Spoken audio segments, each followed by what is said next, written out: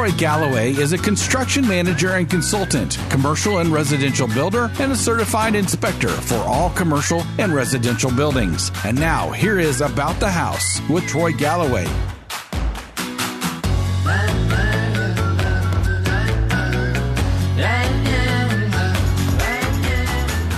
Welcome back, folks, to About the House. This is your radio, podcast, audio university on everything about your home. We touch base on from real estate to investing to actually home maintenance to getting contracts done, everything that you could ever possibly imagine about your home. This show touches base on that. And you know what's really awesome about this is that because of all of this information, you can go back over and over and over to listen to.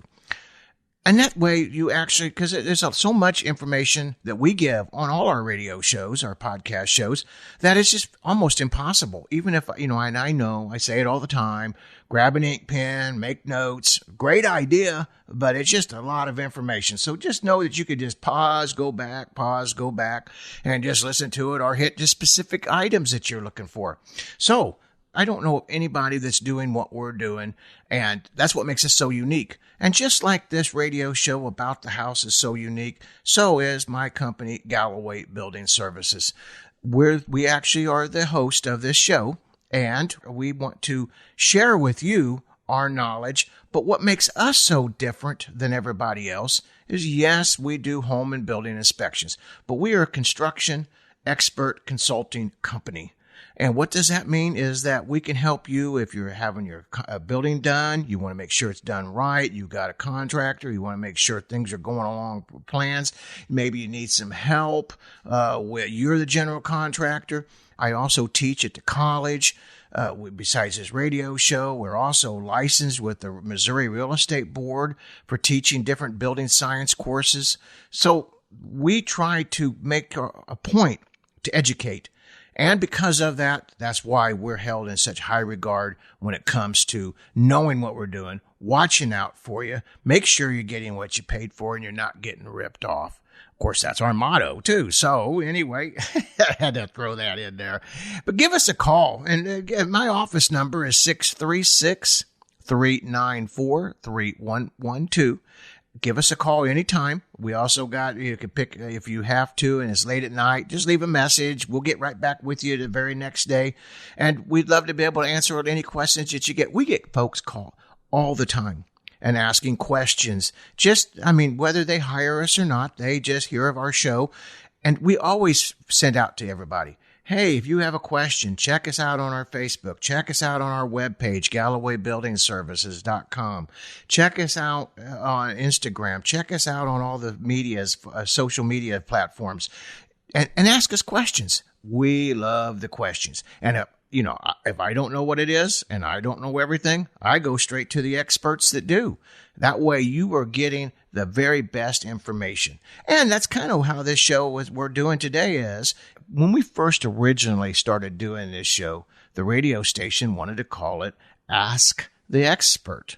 And so today, that's what we're kind of doing, going back to what we originally started with and Ask the Expert, because you folks have asked me so many questions. I try to answer you each and individually, but if I see some of these questions over and over again, that's telling me that we need to get this information out to the masses. And so that's what we're doing today. I got some great questions that get asked more often than not. We've done several of these different kind of frequently asked questions, Ask the Expert questions, but this one, I kind of went through them, took my time, wanted to make sure that we got them for kind of seasonal.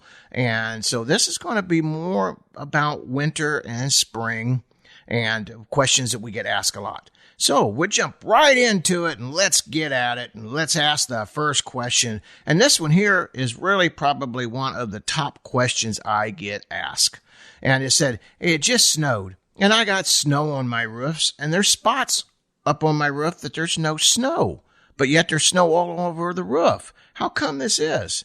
Well, that's a great question. And I got a lot of YouTube videos out there talking just about this, but normally what this is it's just heat rising up and out of your roof. And of course, heat, what's heat? That's money. So just see that as dollar bills. Don't see it as that snow missing. That's dollar bills floating right through your roof. These are spots that are telling you that, hey, I got some air leakage. I got some heat leaking coming up and through there. Because naturally, if the rest of the roof is got snow on it and you got these little areas that there isn't any snow, then that's a problem. And so you want to think about that. Go in there and investigate what's happening. And, of course, if you have any troubles, you can always give us a call or maybe snap some pictures and we'll try to help you that way. But it's normally always heat.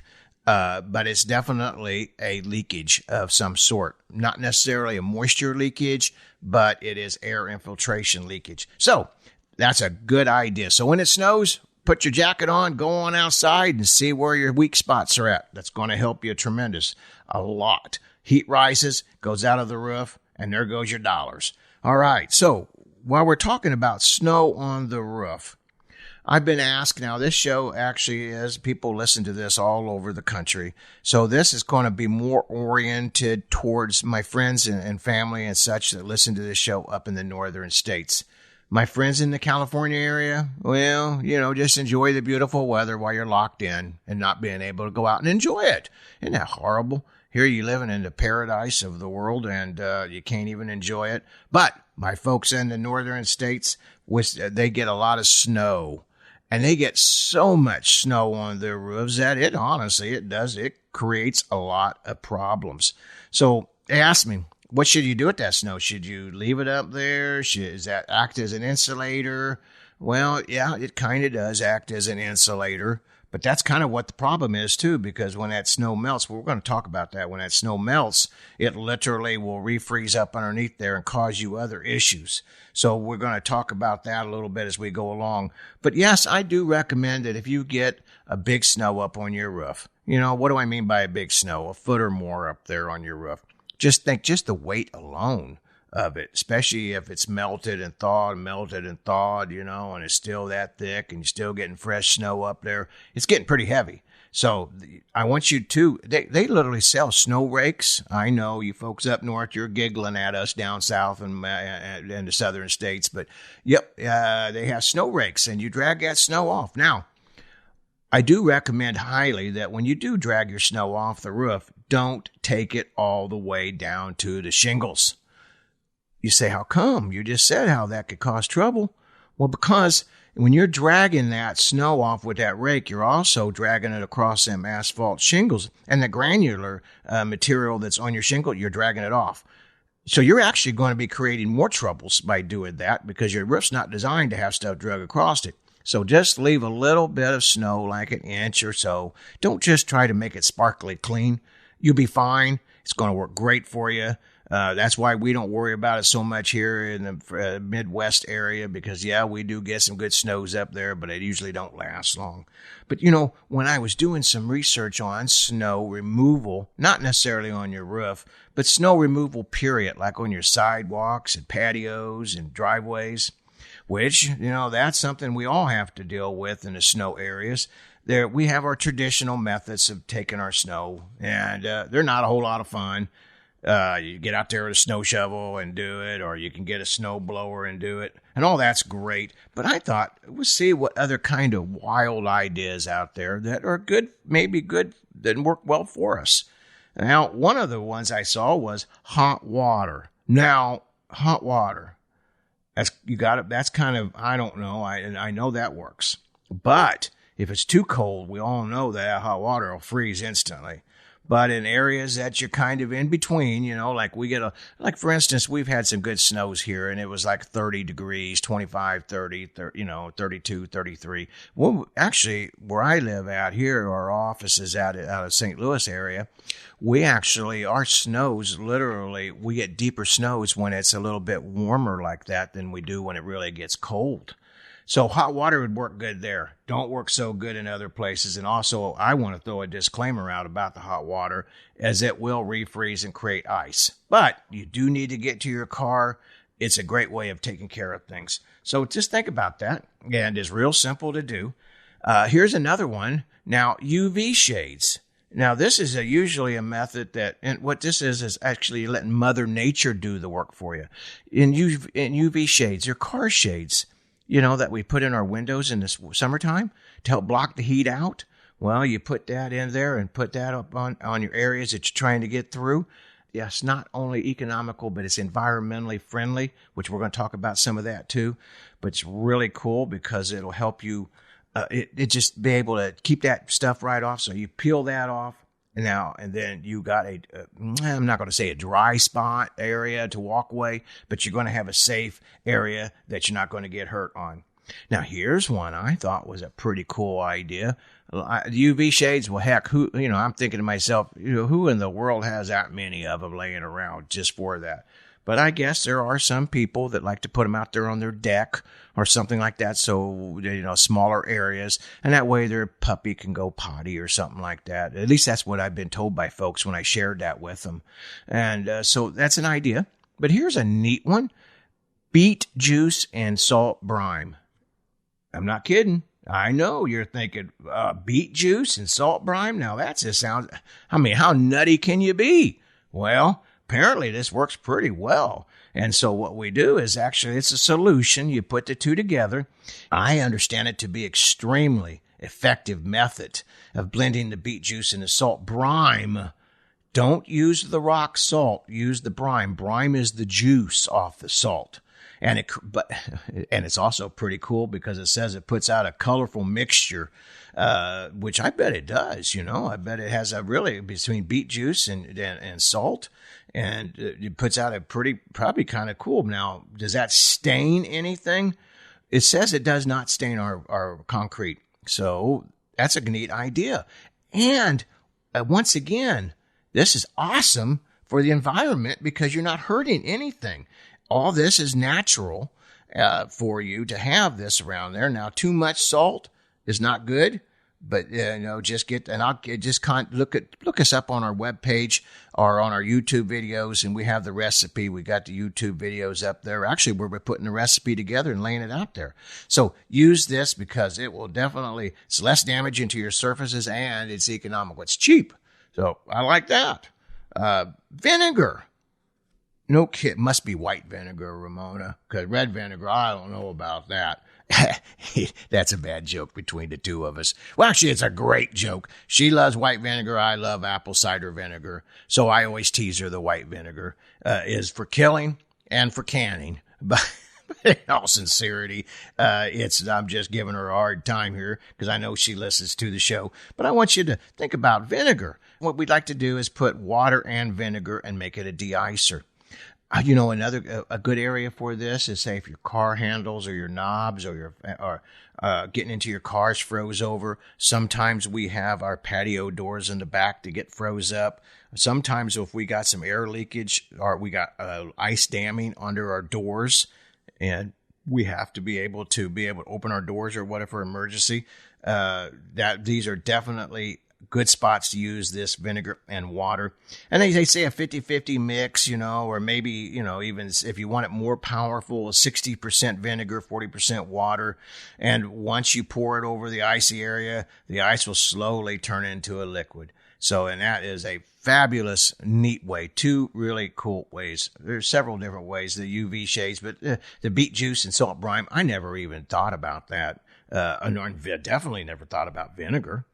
All right, so let's just stay on that a little bit here. So we're going to move over here to I get these questions a lot because of the damage that can be created by using salt and or calcium chloride. Now, people ask me, what's the difference? Well, rock salt is a natural material and calcium chloride is man-made. Now, calcium chloride does work better on lower temperatures and won't refreeze as easily. Rock salt has a tendency to melt it off, but then when it gets really cold, that it just it washes away. You don't have any kind of protector there, and it will refreeze. But I want to make sure that you understand that rock salt on your sidewalks and on your decks, porches, can definitely can just eat this topping right off of it. So I really don't know that that's a great idea to use rock salt, though I do in times, because sometimes that's all we have. Maybe I got a little bit of rock salt left over making homemade ice cream during the summertime, huh? I know that sounds kind of crazy, but I sure do love to think of anything during this time of the year that reminds me of summertime, and homemade ice cream is it. All right. So anyway, now that I got my hunger pangs all wound up here, let's keep on moving. So we kind of talked about a little bit of this here with the salt and the rock salt and the calcium chloride. And like I said, calcium chloride is, once again, a little bit more expensive than rock salt. I guess it's probably as environmentally friendly as rock salt.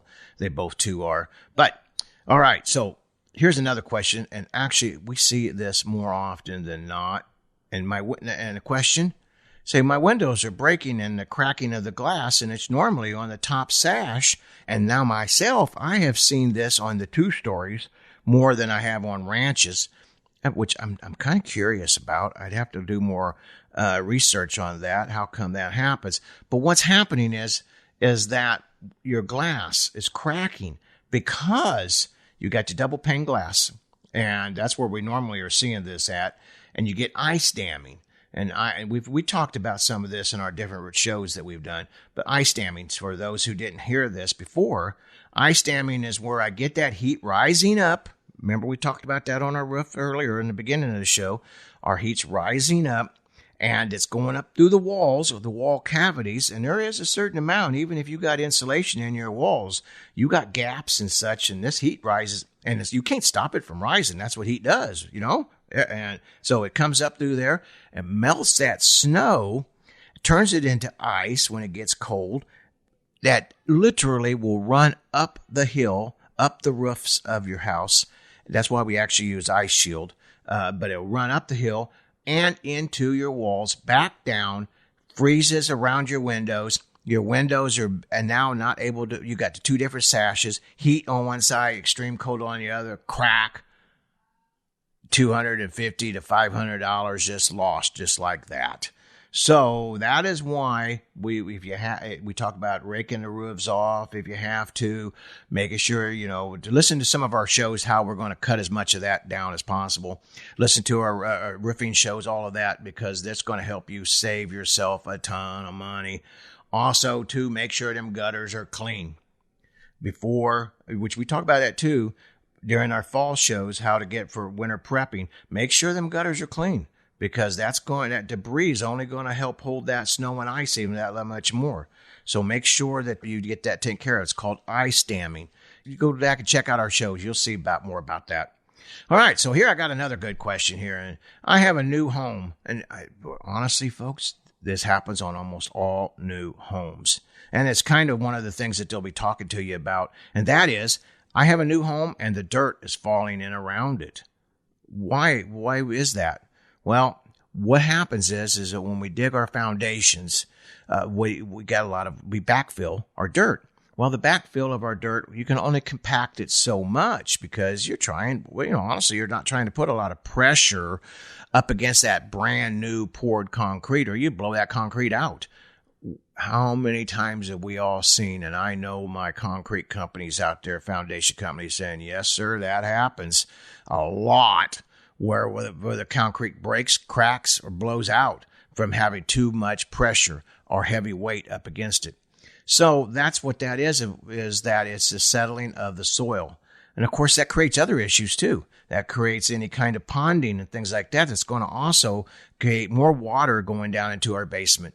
So we want to make sure you got drainage away from the house. When that settles in, then I want you going to have to get some more dirt and fill it in, and you're going to have to keep doing that. Now, if your contractor has got the time or he knows what he's doing, sometimes they know what they're doing, but they don't have the time. Sometimes they have the time, they just flat face it. They just don't want to fool with it. We call it jetting the soil.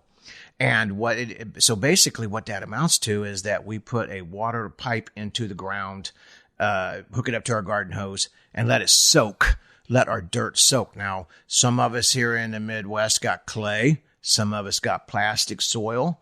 So these kind of soils they hold a lot of water. When they dry out, they shrink, and that causes us a lot of problems.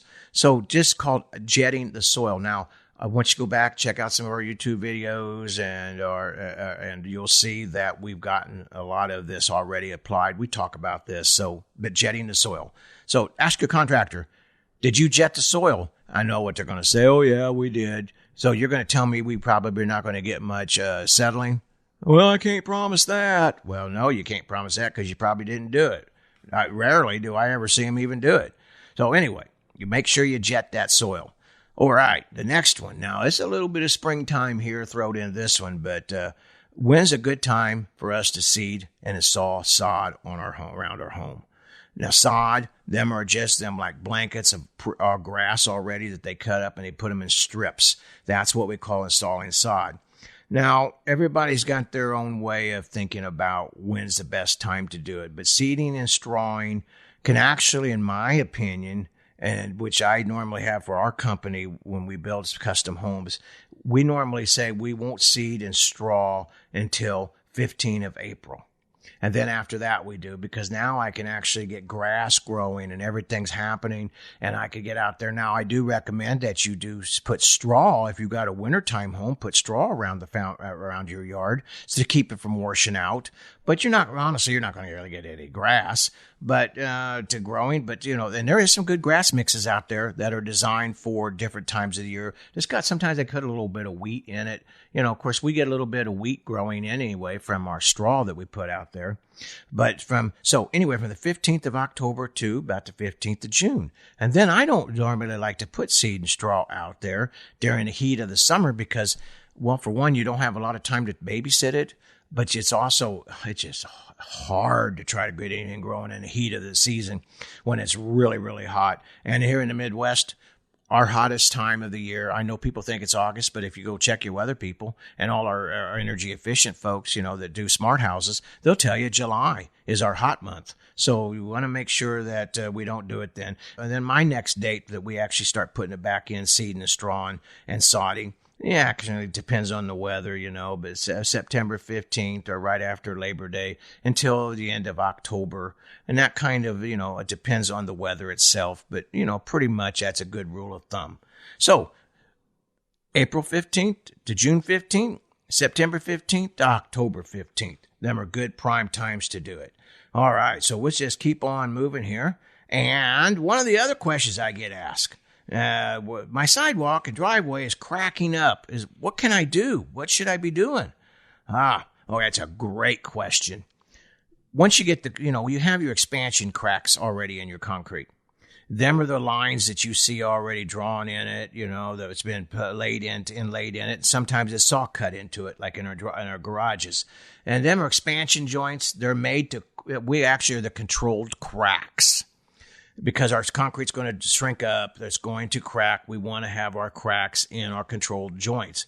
But, the world's not perfectly round, and it's not going to perfectly work. And so we get crackage elsewhere. We get movement, street creep, et cetera, et cetera. So, you're going to get crackage. What happens with that crackage is that during the winter time, when we get cold weather down and through there, we get water down up underneath there, and then we get our freezing and thawing, and then we get upheaval of our concrete, more cracking, more problems, more damage. Yes, I highly recommend that we put a sealant in all our control cracks and also in all of our existing cracks that popped up, the uncontrollable cracks, the ones we complain about, the ones that are ugly. And you want to seal that. Now, there's a specific types of sealant / caulking that we use. We want a self-leveling caulking, and this is designed you can get it at Home Depot, Lowe's, Menards, kind of any kind of Ace Hardware, any of these kind of places. They all sell it, and it's self-leveling. So you just take your caulking gun, and I like to buy quart tubes of it because you go through it pretty quick. You got a small area, you can use just buy a little pint tube of caulk, but you put this down into it, and it self-levels itself. But what I really love about it is that it literally, because it stays elastic for so long, for a few years, it's not forever. You have to go back and redo it every few years, but it's elastic. So it moves back and forth until it completely dries out. And that literally will save you, folks. If there's not one of the tips I got in here for you that's going to save you tens of thousands of dollars, that's it right there. For just a handful of dollars here, you're going to, and maybe a Sunday afternoon or a Saturday afternoon, you could take care of that. It's real easy. It's going to save you a ton of money. Make sure you use it. Now, in my area here in the Midwest, we have a brand called Sika, Sika. There's other brands out there that are just as good. Make sure you get a good brand. Make sure don't cheap out. Don't cheap out and get the cheapest crap that you can buy, because you're going to get what you pay for, and you're only going to be heartbroken. So get that. Now, Sika has been a good one. I have used it myself for years. I use it on my own property. I love it. All right. So self-leveling sealant, caulking, take care of that for you. And actually, for you folks that have rental homes that are listening, that a lot of times our occupancy will be rental occupancies that we have. They'll call us on a cracking of our driveways. And so that's how we fix that. All right. So let's move on to the next question. And actually, I don't know. I said some of these others, didn't really put these in order of what I get asked the most, but this is one I get asked a lot. Why am I supposed to take off my hose off the water spigot outside during the wintertime? Well, that's a great question, because what happens is people think, well, I'm just going to turn the water off from the inside and not going to worry about that, because, that's how we always did it. But we have these frost-free now water spigots, and this is how they work, because it's kind of, it doesn't make sense unless you've actually worked on one, cut one open. And so and this is what we put on all new homes now, frost-free spigots. That way, if you don't get the water turned off, you just make sure you get the garden hose off. And I'll explain how this works. So what we do is that water, when you turn your valve off, there's a long stem that goes way back up inside, foot, 16 inches, whatever your depth of your spigot is, and it shuts that water off back behind there. But it leaves water inside of my spigot. So if I leave my garden hose on, it doesn't naturally have that water drain out of that interior tube, and it cracks it and it breaks it. It don't just crack it, it creates a disaster. And so because we're not letting that water automatically drip out. And so when you listen to one of our spring shows that we're going to be doing, we talk about getting ready for the spring, some of the things we've already talked about. Make sure that if you left that, I don't even care if you just thought you took your garden hose off in time. When you turn that spigot on, what happens is that water, some of that water will come out of your spigot, and it's deceiving, but that water is going to also be running down in your basement and down in your basement walls. And if you got a finished basement, this can be a disaster, and especially if you got hooked into a sprinkler system. So you make sure that when you turn that water on, you're watching to make sure that you don't have any kind of moisture issues. Just take a little walk around, make sure that you're safe. And just maybe you took the garden hose off, but maybe your tenants didn't, and they put it back on and forgot it and then took it off later, or maybe your wife did, or maybe your children was helping you, or maybe you just forgot. Probably is what happened, is you just forgot. And so make sure that you do this. I'm telling you what, folks, this is very important. So these are something that I want you to make sure you make a note of. All right. We're going to keep on going, because I think that's a great question, though, folks. And I'm glad that I got a chance to talk about that. You're going to hear me talk about that more often. And you probably heard me talk about that 3 or 4 different times already on different shows. All right. But we'll move on. We don't need to beat up a dead horse or a broken water faucet. Let's move on to the next one. Why do I have holes in my soffit? Well, let's explain what a soffit is. A lot of folks call a soffit the overhang. So it's your roof, and it comes down, and then the roof goes past your walls of your home. And that section right there is called the soffit. Your gutter boards or your rake boards, they actually would be your fascia. But your gutter, your soffit has holes in it because that's for ventilation. Now, there for the longest time in the 80s through the 90s, and I think some builders probably still do that around the country, is that we had blocks that went in between our rafters, our trusses, and they had little screens on it. And so, that's technically necessarily called a soffit, but for the sake of this conversation, it's the soffit. And so what that does is that allows ventilation. And you want good ventilation. We're going to talk a little bit about that here in the next couple of questions. And ventilation is the key to, it's the key to longevity of your roof. It really is the key to the sheathing of your roof, your integrity of your rafters, your trusses. So make sure that when we talk about ventilation, you got to make sure them are opened up. Now, some of them guys that's out there doing soffit and fascia, aluminum or vinyl soffit and fascia, they don't put any holes. They put that vented soffit up there. But you know how many times I literally have seen when we did our investigating of why we're having kind of structural issues is that their roofing or their siding contractor did not put any kind of ventilation. They stuck them vented soffit panels up there, but they didn't do anything with it. And they say, well, there wasn't anyone to begin with. Well, you know what? Just because you were stupid the first time don't mean you need to be stupid a second time. But maybe what you really being is just absolutely lazy and trying to make a quick buck on your consumer's back. So folks, when they're doing this, make sure that they are getting this vented. Now, holes drilled into it if it's a solid soffit already existing. If it's got holes in it already, you're probably fine. And we talk more about that in other issues about ventilation up in your attic, and and we're not going to get into that today because these are just ask the expert questions. But you want to make sure if you're a contractor and you're not there to watch them do the work, have them take pictures of them drilling them holes into that. It's that important. All right, so we're talking about ventilation. One of the other questions I get is, Troy, what's better, the ridge vent or a hood vent? Now let's describe what both of them are so kind of put it in proper perspective. The ridge vent, at the very crown where your roof comes together, makes that peak, you'll notice that there's a ridge line that's kind of uplifted from the rest of it, and that's called a ridge vent. And then you got these other type of vents called hood vents. There's other box vents. There's other names for them. But you'll see them vents that they're not at the very tip top, but they're just little boxes all up and down on the roof. And they're for ventilation. They work great. Now, which is better? Folks, the ridge vent is by far the best. And this is why.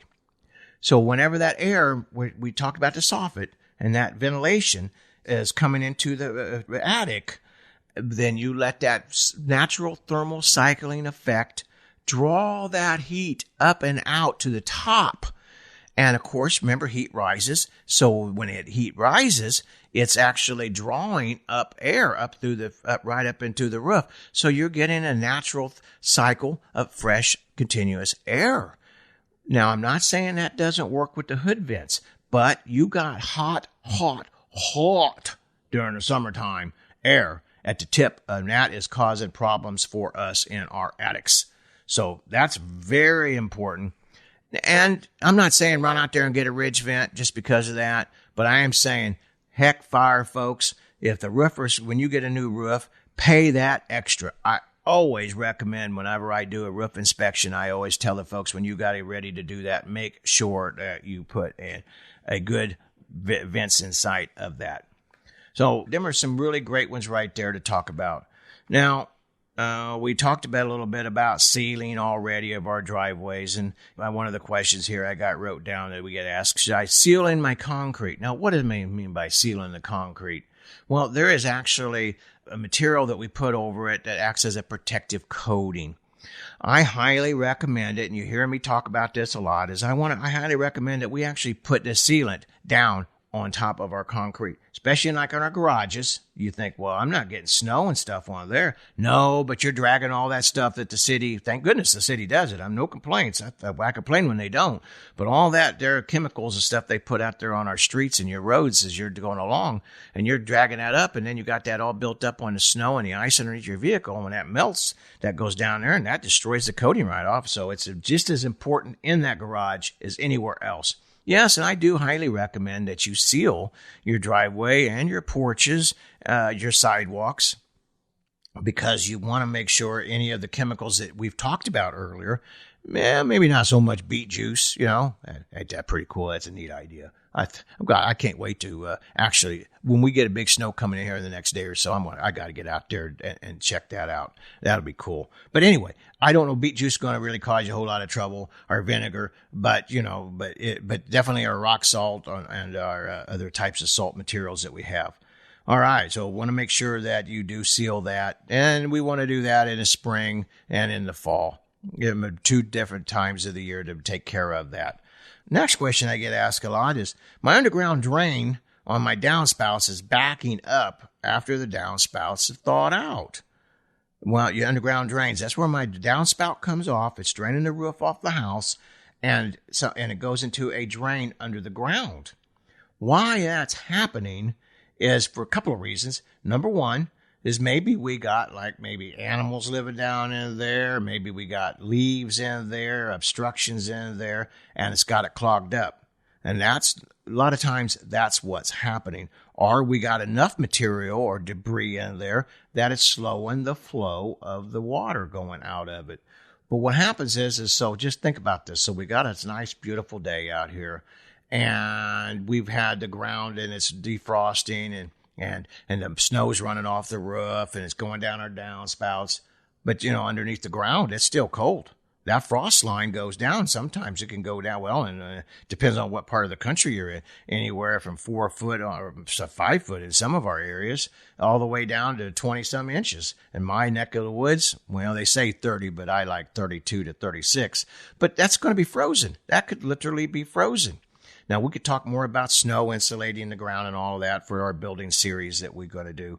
But now for this, that makes sure that it's absolutely, you got to make sure that it flows out of there. One of the ways, there's companies, and contact me, I'll give a hold of you, that flush them out, clean them out, like Roto-Rooter type companies that clean our underground drains out. Very good idea. Very good idea. You don't want troubles. All right. The next question. Troy, I'm getting, now this I should be kicking back to the electricians, but we'll talk about that here. Troy, I'm turning on my lights to the outside. I got an outside switch, and I'm feeling some shock, like a little tingle. Well, first thing, that's probably because you don't have something grounded properly. Also want to make sure, like some of our older homes are not GFCI connected. You want to make sure you got good grounding, that you want to make sure that if you're going to be standing in wet spots, that it's waterproof boxes on the outside. You want to make sure that it's all, that you done. So I highly recommend that you just, if you feel this, don't try to take care of it yourself. Call an electrician and have them come out and look at it and take care of it. Because, literally, maybe it's just a power of suggestion that you feel it. But most of the time it's not. And who could take that chance? Who wants to take the chance? Electrocution hurts. You don't want it. Call a licensed electrician. He'll help you out. Take care of it. All right. So that's a good question. That's a good safety question. All right. Then I have another one. I have watermarks around my ceiling around the chimney, but they just replaced my roof. How come? Well, this happens a lot. It really, really happens a lot. And the reason it is, it's my flashing. Roofers, they're trying to get that job in. You folks out there, you're trying to be penny conscious. Understandable. We don't want to have to pay more than what we have to. Nobody does. But this other Joe Blow, he'll come in here, Joe Blow Roofing Company, and he'll want to come in here and say, hey, I could beat this other company by X amount of dollars, and you don't really need to have this new, any kind of new flashing added to it. You don't need any counter flashing. You don't need any step flashing. We'll just use what you got. Well, bad idea. most of the time. Not all the time, most of the time. And so what I recommend, so what's happening is that you're getting this water and stuff coming through this old, new roof, old flashing, new leak, which they've created. Now, if they say, and this is what roofing companies will do, they'll say, oh, you don't need it. Then I want you, make a note of this, back this up, make a note of this, get it in the contract, which I teach this in my construction classes at the college. Get it in the contract. If they're telling you you don't need to have flashing, then you have them warranty that. Make sure. I guarantee you they're not going to take that chance if they think they got to come up here and take care of water damage inside your home. So you make sure that it's in writing. Trust but verify. Don't just have them tell you that. Make sure you know it for a fact. Make sure it's taken care of. Flashing, it's important. It may cost you a little bit more money, but it's going to cost you a ton more money in the long run if you don't take care of it now. And do it right the first time. Kind of like what we was taught in my generation. Do it right the first time or don't do it at all. The perfect example. All right, so here's another one here that we catch, and that is I have water coming down my furnace chimney when it's cold outside. How come? That's called condensation. And we see this when it really, really gets cold in my area. We see it a lot more up north. And what is happening is that when that heat comes up out of there, actually we see it, it's actually, then it's creating a condensation, bringing that moisture out, and it's dripping right down the chimney pipe. And it literally will go down the walls and it can go all the way down into the chimney. And you'll see it. Sometimes you'll actually see this right down in your basement. You'll see where your pipe is all rusted. And it just doesn't make any sense. Well, that's why it's making sense. You got condensation issues. Now, there's other condensation issues that we could talk about during the wintertime, but want to make sure that these are ones that this is a hot one. And actually, I see this with a lot of us asbestos-lined chimneys. And I love the asbestos-lined chimneys. Don't get rid of them. They're just environmentally, if they're sound shape, your roofing company or HVAC company will tell you, make sure that they're fine. It's just that we see a lot of troubles with that. So that is definitely an issue that we want to look at. All right. Now, here's another one, and I really should have just kicked this one back to Noel Buckingham. Actually, Noel did our termite insect show here a few months ago. Well, I guess maybe about a year ago now. And so he talks about that. But do I have termites living in the winter? Well, yeah, you got termites in the winter.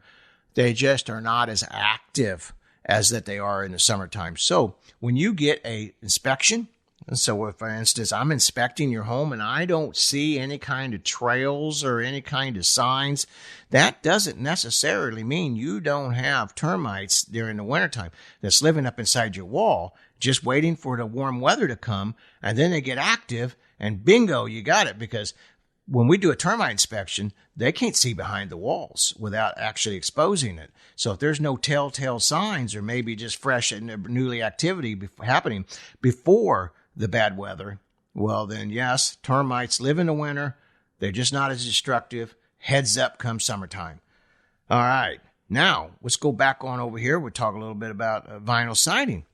So this is something that we see a lot of, and it's normally done because of vinyl siding from poor installation, poor installers, probably just another taillight warranty contractor who did you the, that guy that did that job for next to nothing and beat everybody else's price. Well, that's probably why, because he don't know what he's doing.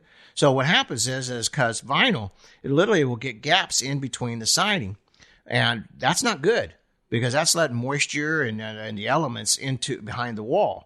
Vinyl siding is supposed to be overlapped 3/4 to 1 inch, approximately. Nobody measures, but you want to have it overlapped at least that much. And what happens is if it's not overlapped enough, well, then come wintertime, it shrinks. Okay. But then come summertime, when it goes back, it swells up again, heats up and expands. Oh, then it don't really slide back together. And now you got buckling. You see it. You all see it out there. It really looks like it's poor installation. So you should be able to go out there and take a look at that yourself so that you can look underneath it, make sure that, honestly, folks, just make sure you get a reputable company. Don't go out there and just go get the cheapest guy. I'm not saying the cheapest guy is not going to be your best bet. I'm just saying, just don't make sure it's you buying it just because of the price. Make sure that they know what they're doing. We see this more with vinyl than we do the others, so that's why I brought this up. But the other siders can do it too. All right, so in my last questions that I'm going to have for today for our show, and that is, I hear popping sounds going on inside my home. Is my house haunted? Well, I'm not going to say it's not haunted, but the odds are that's not what's happening. What we see is that our home there's a lot of things going on. And of course, all our boards are not perfectly straight or level. It's not always tight. And so our walls are literally moving. And we talk about floor squeaks, or actually we need to do a whole show on floor squeaking. But what happens is you get that difference of temperature, and then the walls are moving at different rates, and then you're getting some voids, and it's shrunk, and it's really wet, and the materials are all soaked. When that dries, well, then you got your voids. That's normally what's happening inside there. Also, too, on our ductwork. Our ductwork, our furnace HVAC ductwork, heating and cooling, can literally pop. So when that hot air or even cold air goes, depends on where it's at, goes through our ductwork, then that expands it and pop. And sometimes it can kind of just alarming. It can be so loud. That's what you see on your ductwork. You'll see X's, bent into your ductwork. And that's what they do that for, is designed that so as that it won't break or crack like that. And that's more normally on your wider, expansive ductwork than your narrower ones. But that's what it's for. So a lot of times that's just it. And there really just not a lot you're going to do about it. Just, as long as your head's up, hey, no, it's not haunted, But also, here's another one. And I've experienced this. And more often than not, especially more in my rural areas, but we're seeing more and more because we're getting more wildlife in our city or urban areas. But it's animals living in there, and I've picked them up with my thermal imaging before, literally picking up animals living inside of there. Now, bats are not going to cause you that much trouble. And normally bats leave your home during the winter time and go find other shelter, and check your conservation magazines, and they'll talk about that. But you get squirrels living in there. You can get birds living in there. You can get possums, skunks, we don't need no skunks, but you get animals living inside of there. I mean, I had one customer tell me one time, they took pictures of it, asked me, what kind of animal is this? He come right through the side of the house. He had a wood pile outside of his house, and it was a possum. And that possum had made a home for his mama possum, for her and her babies. And she just ate right on through and decided just to come on in where it was even warmer and where there was some food. So, get a hold of a good exterminator, get a hold of a good company that knows how to get rid of wildlife, and I could help you with that. Like I said, check out our radio show. Noel was a great fella. He definitely could help you with that. Well, folks, I hope that some of these have been helpful for you. I really hope that these ideas are going to save you money, going to save you some grief, and that makes your heads up. The more we know, the more we don't get ripped off. And sometimes, if you know what you're doing and you're listening to our show, you're educating. You literally are educating the lesser contractors out there. Well, folks, thank you for listening to our show. Really enjoyed it. Stay tuned for the next one. We got some great shows coming up right after this. We actually got a great guest speakers coming into our show here in the next few weeks. And, we're getting past this virus stuff happening out here right now. And so we're getting more and more people going to get out there and get back into the world and get back to living. And folks, thank you. God bless you. I want to thank Joey, our producer, for helping us out here. He's a great guy. I highly recommend it. And he didn't even pay me to say this. I honestly mean it. So must be right. Thank you, folks. God bless you. Have a great day. Sponsored by Troy Galloway and Galloway Building Services, your top choice for professional home inspections in the St. Louis area. GallowayBuildingServices.com.